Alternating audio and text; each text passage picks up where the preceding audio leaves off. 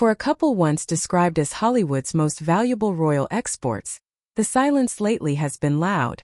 No splashy announcements, no major releases, and fewer headlines celebrating success. So what really happened to Prince Harry and Meghan Markle's money machine? When they stepped away from royal life, expectations were massive. Archewell was supposed to be more than a foundation. It was framed as a media powerhouse, a global impact brand, and a long-term income engine. For a while, the headlines supported that image. Big numbers, big platforms, big promises. But promises don't pay bills. Performance does. The Netflix deal was the first major pillar. Reports at the time described it as a game-changer, positioning the couple as elite storytellers with global reach. But years later, the output told a different story. Aside from a limited number of projects, there was no steady pipeline. Industry insiders later suggested expectations inside Netflix weren't met, and enthusiasm quietly cooled. No dramatic announcement, just a noticeable pullback. And that silence raised eyebrows. Then came the Spotify split. Official statements stayed polite, but reports claimed frustration behind the scenes. Podcasts were expected to anchor a long-term partnership. Instead, the relationship ended early.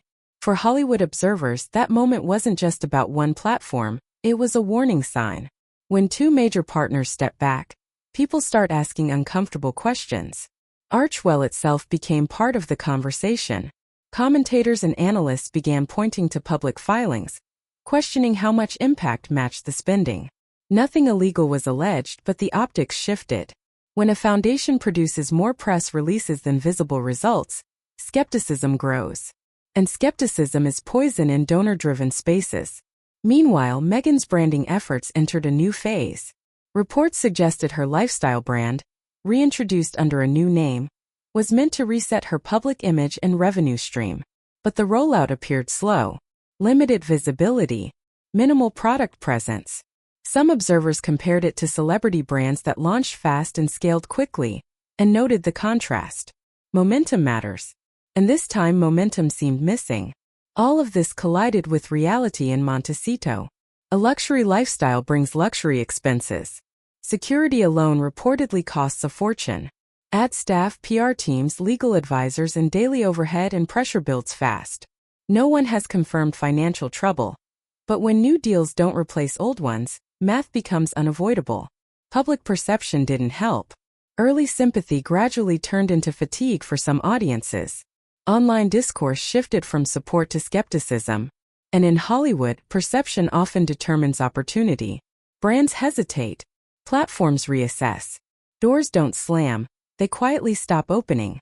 What makes this moment different is the pattern. One setback can be explained. Two can be reframed. But several across different platforms create a narrative that's hard to ignore. Reports now suggest the couple may be reassessing strategy behind the scenes, searching for their next move. So the real question isn't whether Prince Harry and Meghan Markle are broke. There's no evidence of that. The real question is whether the model they built actually works long-term, or if the era of easy deals and automatic interest is over. Because in Hollywood, attention is currency. And once it starts drying up, everything else follows.